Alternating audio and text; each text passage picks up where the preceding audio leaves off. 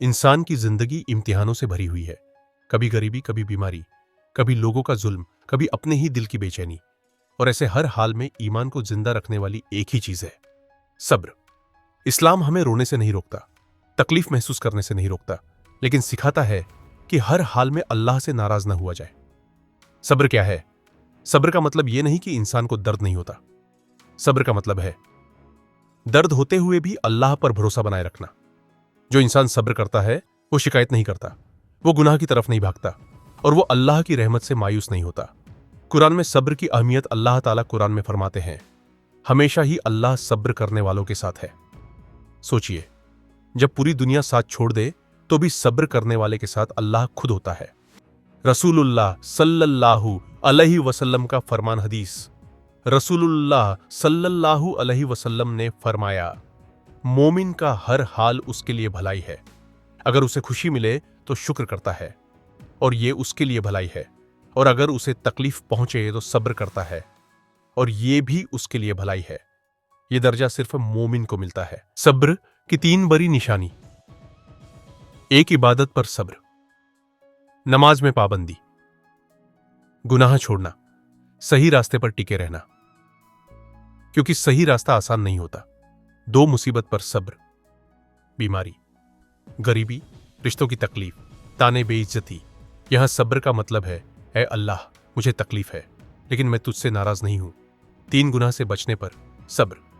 गुस्से को रोकना, बदले की ताकत होते हुए भी माफ करना, हराम से नजर हटाना। यही सब्र सबसे मुश्किल होता है। सब्र का इनाम क्या है?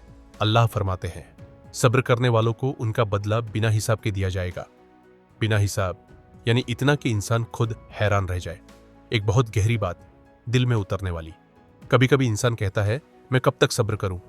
लेकिन सच ये है, सब्र कभी जाया नहीं जाता, बस उसका वक्त तय होता है। अल्लाह देरी करता है, इनकार नहीं। इस चैप्टर से हम क्या सीखते हैं? हर तकलीफ सजा नहीं होती। सब्र कमजोरी नहीं, ताकत है।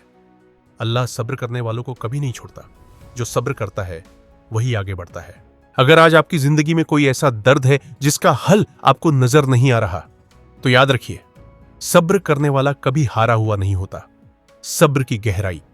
सब्र सबसे ज्यादा कब मुश्किल होता है? सब्र सबसे ज्यादा उस वक्त मुश्किल होता है जब इंसान सही हो फिर भी नुकसान उसी का हो। जब सच बोलने पर ताने मिले, अच्छा करने पर कदर न हो, चुप रहने पर कमजोर समझा जाए, यहीं से इंसान टूटता है और यहीं से सब्र की असली पहचान होती है। अल्लाह सब्र क्यों देखता है? अल्लाह को हमारे आंसू नहीं, हमारा दिल पसंद है। जब इंसान कहता है, ऐ अल्लाह, मुझे तकलीफ है लेकिन मैं तुझसे नाराज नहीं हूं, यही जुमला इंसान को अल्लाह के करीब कर देता है। सब्र और शिकायत में फर्क।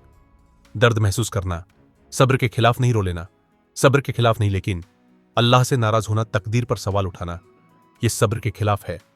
सब्र का मतलब है दर्द के साथ भी अदब बनाए रखना। सब्र करने वाले को दुनिया में क्या मिलता है? हर सब्र करने वाला दुनिया में भी खाली हाथ नहीं रहता। उसका दिल मजबूत होता है, उसका जमीर साफ रहता है और वो टूटकर भी बिखरता नहीं।